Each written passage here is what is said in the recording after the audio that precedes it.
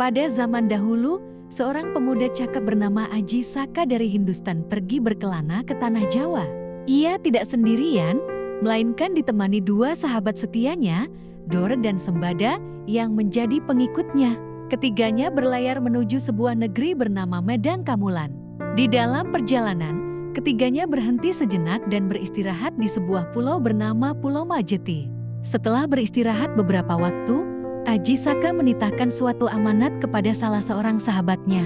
Karena tidak berniat membawa keris pusakanya ke Medan Kamulan, Aji Saka menghendaki Dor untuk menjaganya.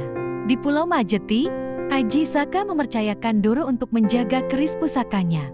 Sebelum melanjutkan perjalanannya ke Medan Kamulan, Aji Saka berpesan kepada Dor agar jangan pernah menyerahkan keris itu kepada siapapun.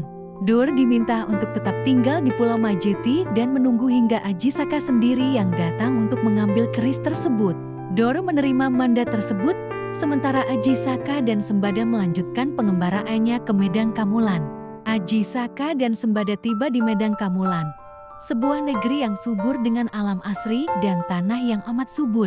Mereka tinggal di rumah seorang janda tua bernama Nyai Sengkeran.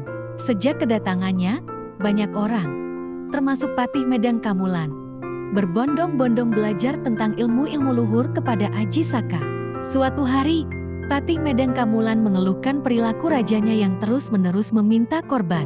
Rupanya, rasa takut menghantui warga Medan Kamulan, karena negerinya dipimpin oleh seorang raja yang kejam dan aneh. Raja Medan Kamulan yang kejam ini bernama Prabu Dewata Cengkar. Ia memerintah dengan tangan besi dan kerap menebarkan teror. Setiap hari, seorang penduduk harus dikorbankan untuk menjadi santapannya. Ya, Prabu Dewata Cengkar memang benar memakan manusia. Mendengar keluhan sang patih, Aji Saka merasa resah. Ia pun tergerak untuk mengakhiri ketakutan penduduk Medan Kamulan. Dengan penuh keberanian, Aji Saka menghadap Prabu Dewata Cengkar setelah terlebih dahulu menyusun rencana matang. Aji Saka menemui Prabu Dewata Cengkar di istana. Di hadapan tatapan keji dan serakah sang raja, Aji Saka mengajukan diri sebagai korban selanjutnya untuk disantap. Prabu Dewata Cengkar terheran-heran dan diliputi kegirangan. Baru kali ini ia melihat ada seseorang yang mengajukan diri untuk menjadi mangsanya. Prabu Dewata Cengkar tertawa kegirangan. Baginya, ini adalah sebuah kesenangan luar biasa. Namun, sebelum menyantap Aji Saka, sang raja harus menyetujui satu syarat. Prabu Dewata Cengkar boleh memakannya asalkan ia diberi tanah seluas kain ikat kepalanya. Tanpa ragu, Prabu Dewata Cengkar langsung menyetujui permintaan itu.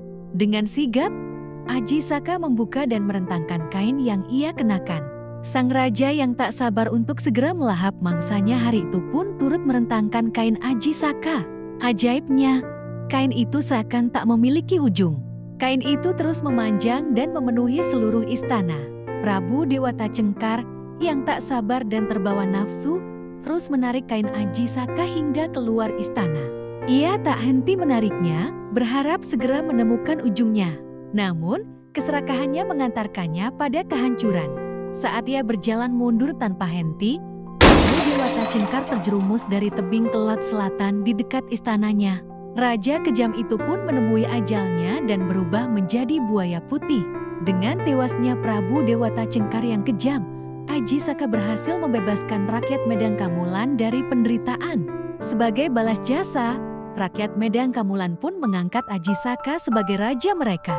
Di bawah kepemimpinannya yang bijaksana, Aji Saka membawa kemakmuran dan kebahagiaan bagi rakyatnya.